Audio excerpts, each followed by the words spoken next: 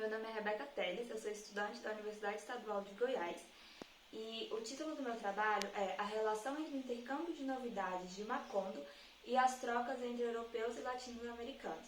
Este estudo é vinculado à pesquisa de iniciação científica, de conto em conto a microhistória, narrativa literária e produção historiográfica no epicentro da substância fictícia e o elemento de convergência discursiva, sob a orientação da professora doutora Michele dos Santos e da professora parceira, professora mestre Lília Monteiro de Castro.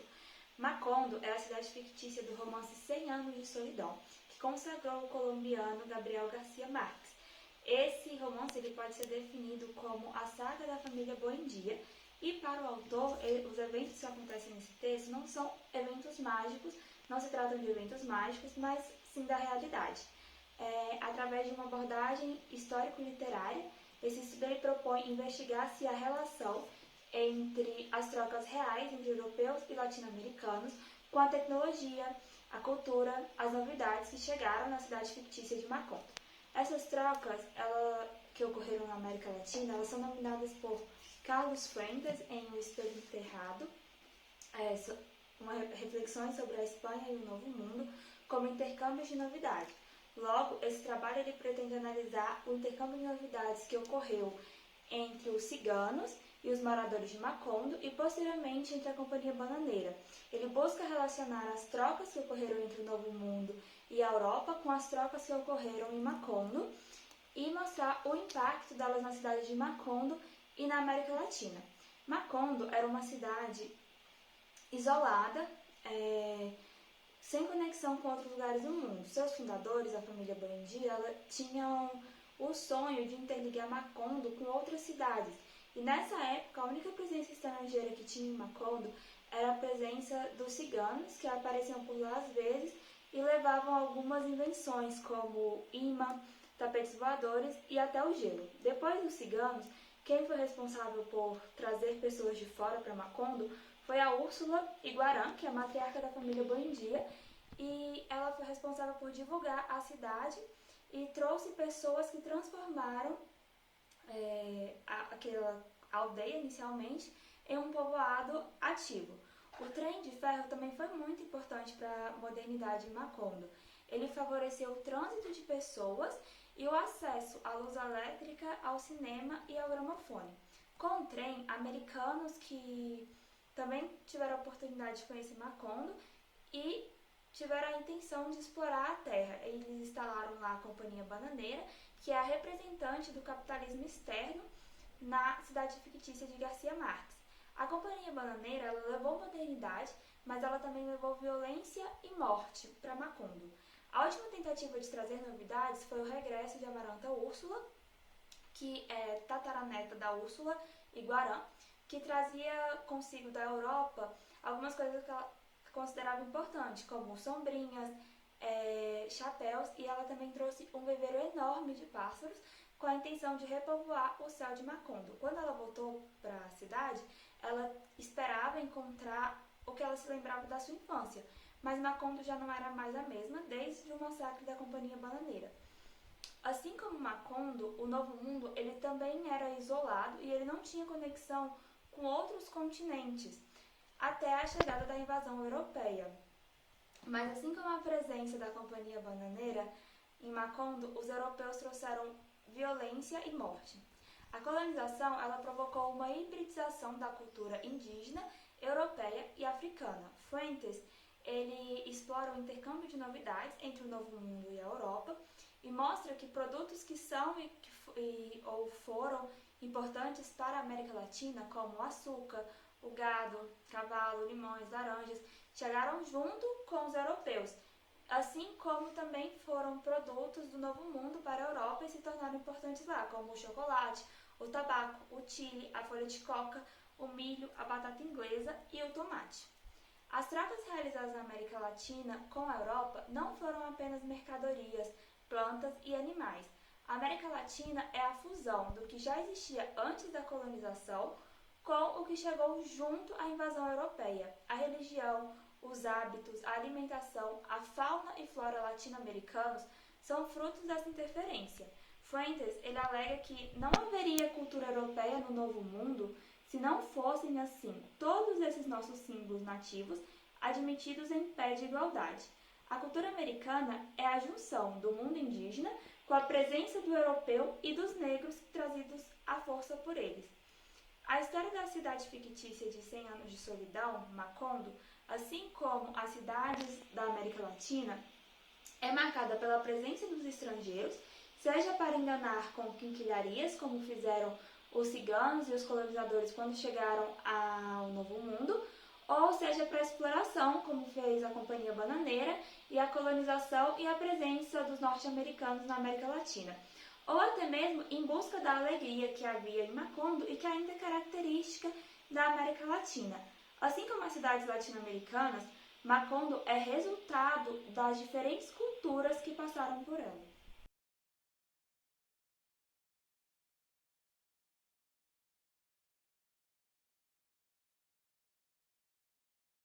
Boa tarde, eu sou a Mariana Honig, sou aluna da graduação de Letras da Universidade Federal de Minas Gerais e atualmente eu realizo uma iniciação científica na área da linguística e apresentarei os resultados parciais da minha iniciação, visto que ela ainda está em andamento. O meu professor orientador é o André Vinícius Lopes Coneglino e o título do meu trabalho é Uma análise funcionalista dos verbos modais em Primavera e um Espelho Partido, de Mário Benedetti. Como motivação da minha pesquisa, eu queria trabalhar por meio de uma análise linguística da modalização verbal, utilizando como corpus um texto literário latino-americano com tema de ditadura. Então eu escolhi um texto uruguaio que retrata a ditadura uruguaia do século XX.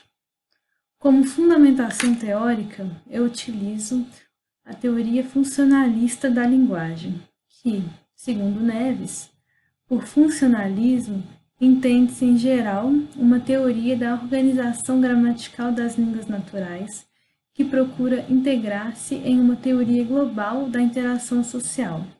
Trata-se de uma teoria que, propondo que as relações entre as unidades e as funções das unidades têm prioridade sobre seus limites e sua posição, entende a gramática como suscetível às pressões do uso. Então, a teoria funcional da linguagem, em geral, se preocupa com a língua em uso, e não a língua como um sistema, como uma estrutura autônoma.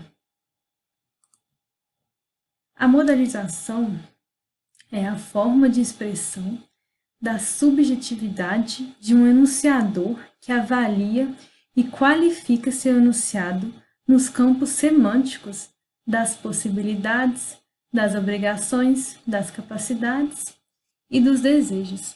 Então, a modalização é um processo linguístico pelo qual o produtor dos enunciados imprime seu próprio comprometimento com o conteúdo do enunciado. A modalização ela pode ser expressa por meio de diferentes expedientes gramaticais, tais como os verbos modais, polissêmicos, poder, dever e ter que, retirados no corpus. Então é importante lembrar que a modalização ela engloba diversas categorias gramaticais, mas que no meu trabalho eu trabalharei apenas com os verbos modais. E também existem diversos tipos de modalidade, mas no meu trabalho eu trabalharei com 3 desses tipos. A modalidade epistêmica, que expressa possibilidades e necessidades, ela é a força com que o falante acredita na veracidade de uma proposição. A modalidade deôntica, que se manifesta nas obrigações, nas permissões e nas proibições. Ela é a maneira como um ato é socialmente ou legalmente circunscrito, e ela pode ser tanto externa como interna. E a modalidade dinâmica, que exprime capacidade ou disposição de um sujeito realizar o conteúdo da proposição. Como objetivo do meu trabalho, eu quero analisar o uso dos verbos modais poder, dever e ter que, no livro Primavera e um Espelho Partido, do uruguaio Mário Benedetti, que conta a história de uma família que viveu em contexto da ditadura uruguaia. Partindo-se da hipótese de que, a partir da evocação de noções de necessidade e de possibilidade, eles podem funcionar como pistas para a construção de estados mentais dos personagens, ou seja, a modelização epistêmica, e das obrigações e proibições que nascem do próprio contexto cultural que a obra retrata. Como metodologia, eu utilizo como técnica de pesquisa as ocorrências dos ebos modais presentes no livro, a fim de realizar uma análise quantitativa acerca do tipo de modalidade encontrada em cada verbo. Como resultado, eu fiz uma tabela e pode-se notar como que a modalidade epistêmica aparece mais do que as outras, né? Depois vem a deôntica e depois a dinâmica, que no verbo ter que, ela não aparece nenhuma vez no livro. Então, com esses resultados, a gente pode perceber que a narrativa ela é construída a partir da percepção e da avaliação que os personagens fazem do contexto sociocultural em que vivem, uma vez que se verifica a predominância da modalização epistêmica na obra. Agora eu vou mostrar alguns exemplos retirados do corpus. Na página 60, fala o seguinte: acho que agora meu pai vai continuar tendo ideias espetaculares, mas é quase certo que não fale sobre elas com ninguém, porque se falar, quando sai da liberdade para viver em liberdade, podem achá-lo outra vez na liberdade. Esse podem, ele exprime uma possibilidade. Então, é interessante lembrar que os verbos eles são polissêmicos e, nesse caso, o verbo poder ele está exprimindo uma noção de possibilidade epistêmica. Na página 58, naquelas pequenas temporadas, tão calmas, tão parecidas com a felicidade, quem poderia pensar que depois viria o que veio? Esse poderia também expressa uma possibilidade epistêmica.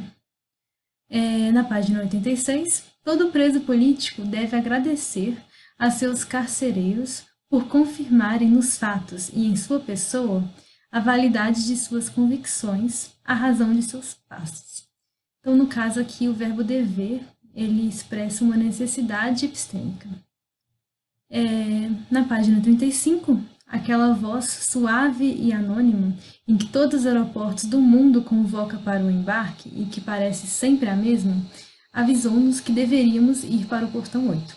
Aqui já é a modalidade deôntica e expressando uma necessidade externa, uma obrigação externa.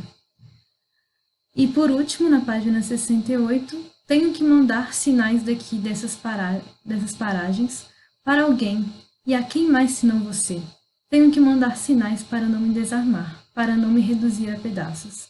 O verbo ter que aqui realiza uma necessidade epistêmica. Como conclusões, os próximos passos da minha pesquisa é fazer uma interpretação dos dados quantitativos e realização de uma análise qualitativa acerca das ocorrências observadas, e também a redação do relatório final para a apresentação da iniciação científica na Semana do Conhecimento da Universidade Federal de Minas Gerais. Essas são as minhas referências bibliográficas. Muito obrigada.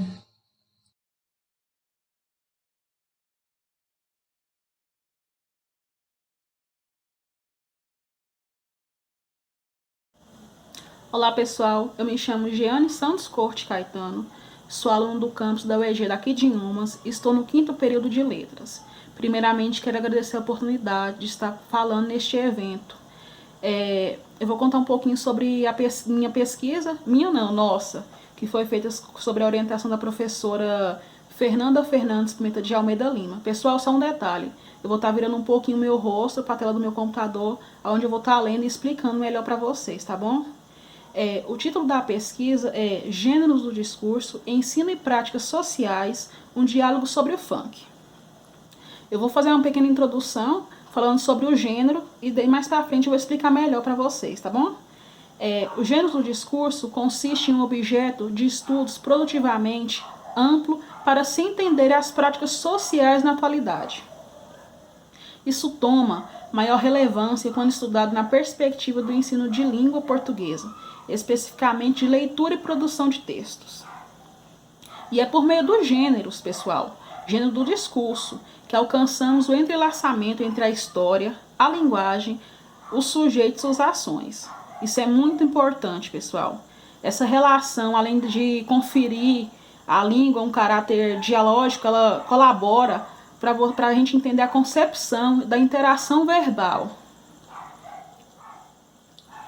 O objetivo geral da pesquisa foi propor e examinar o gênero canção, delimitando na instância temática e enunciativa da música funk e dos efeitos de sentidos remersivos à construção da cultura da violência.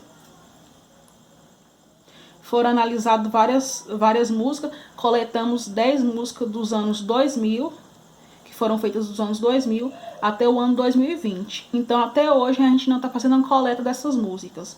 A gente não definiu ainda quais são que irão, para o artigo final, que através dessa pesquisa a gente quer fazer um artigo. E é esse nosso objetivo principal dessa pesquisa. Alicerçando necessariamente na interlocução entre ensino de língua e leitura, produção de textos e práticas cotidianas da sociedade, prescutamos como a música funk, ao ser estudada, não se resume a uma análise semática do léxico que está na base de suas letras, mas se entende aos discursos que constituem práticas do fazer histórico e reinventa sujeitos, definindo segundo os estereótipos dos espaços físicos aos quais pertence. Uma coisa, pessoal, que a gente percebeu muito nas letras de funk é como elas são ofensivas às mulheres. E por incrível que pareça, são próprias mulheres que escrevem as letras de funk para outras e usam vários termos de baixo calão que ferem a imagem da mulher. É algo assim que surpreende o quanto nós mulheres ainda ofendemos umas às outras.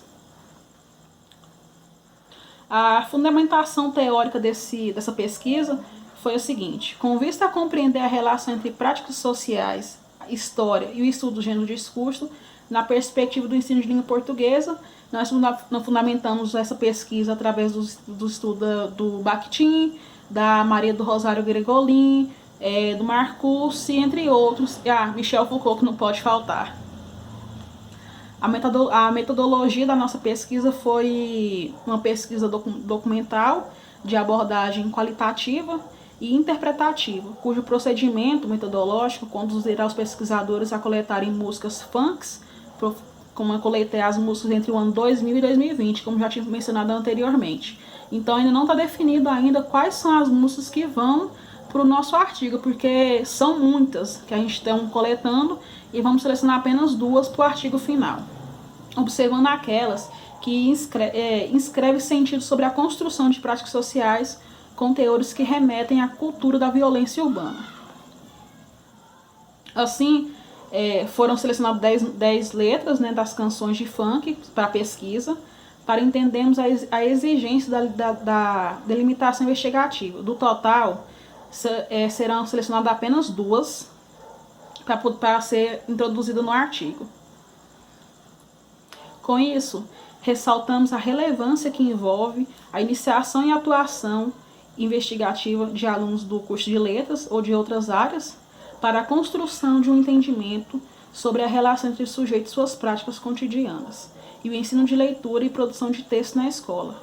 A gente pretende levar as letras de funk, eu como futura professora quero levar as letras de funk para trabalhar assim dentro de sala de aula, fazer com que meus alunos entendam qual é o real sentido daquelas palavras, como é que elas se inserem no nosso cotidiano e como é que elas têm um efeito para a nossa vida, principalmente nós mulheres. E nós precisamos se situar em relação às letras de funk. Não tenho nada contra o funk, mas a questão, o que ela gera, a violência que vem nela explícita nas letras.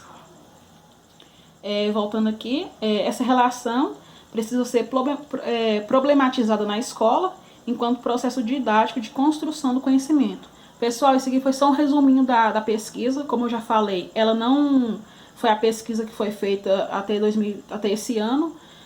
Foram coletadas 10 letras de música. A nossa intenção no final é fazer o artigo. E para o artigo serão só apenas duas letras que vão ser investigadas no artigo. Pessoal, quero agradecer muito o evento por permitir esse espaço para eu falar. Quero agradecer também a minha orientadora, a professora Fernanda, e também o CNPq, que me proporcionou uma bolsa para poder realizar essa pesquisa. Muito obrigada.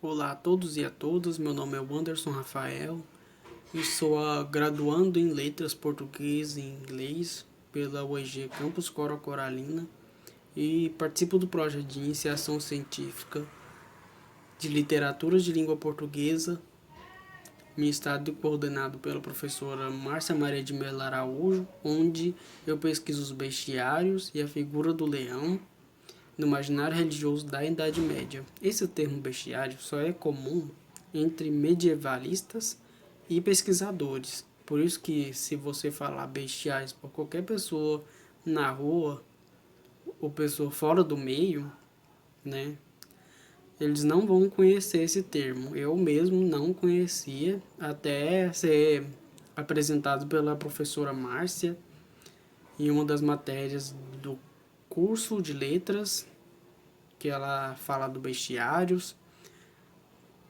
Esse gênero literário da Idade Média, os bestiários, era utilizado pelos monges e mais tarde a igreja utilizou eles para empregar a moral cristã, como os vícios e as virtudes do ser humano. Os bestiários, eles utilizam animais por serem puros por sua natureza. Assim, empregar como o ser humano deve agir, como é o caso do leão, que apresenta características cristológicas que se assemelham a Cristo, como em Apocalipse 5, Jesus é chamado de leão da tribo de Judá. O leão, ele é mencionado na Bíblia mais de 40 vezes, como símbolo de força, majestade, nobreza e também crueldade. O leão, ele personificava a tribo de Judá, um dos 12 filhos de Israel, características semelhantes a Nosso Senhor Jesus Cristo. Como a primeira delas, quando ele anda, as suas pegadas são apagadas com um rabo, para que o caçador não encontre. Como Jesus andou sobre a terra e ninguém o encontrava. Segundo, mesmo o leão, quando ele está dormindo, ele dorme de olhos abertos. Já Jesus, mesmo dormindo, ele vigia em sua santidade. E terceiro, o filhote do leão, ele fica como morto por 3 dias. E no terceiro dia, o leão macho, ele sopra no rosto do seu filhote para que desperte ele. Com Jesus, ele, quando foi crucificado, ele morreu, ressuscitou no terceiro dia. E essas são as características semelhantes do Jesus e ao leão. E obrigado por ter assistido o vídeo. Espero que tenha gostado da minha pesquisa. E valeu!